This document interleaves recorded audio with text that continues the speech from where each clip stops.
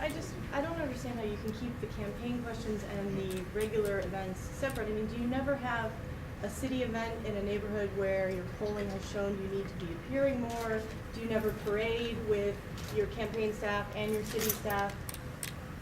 You do, but parades are traditionally political events, although I think if you check the record, I have gone to as many parades in non-election years as in election years. I try to eat every night in a different neighborhood. Last night was in Manhattan, but the night before was in the Bronx. Tonight's in Queens. I don't know if that's a political thing. I think part of it is you're right, you can't separate the campaign from what you do as mayor, because I'm gonna run on a record.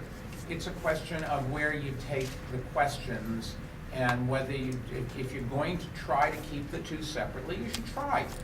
You can't do it perfectly. You're one human being, so I'll try to do that. But I think if you had a question, which if this is the last questions, then I'll bring up some other subjects so that they can't come back at.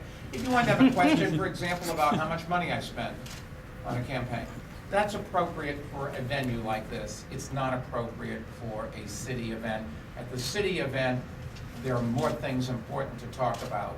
Test scores, crime, life expectancy, quality of cultural institutions, whatever the event is. That's where you talk about those, and I don't think they're appropriate to talk about here because some of the press might not want to come here. So we'll try to the extent possible to keep the two separate. And I will do everything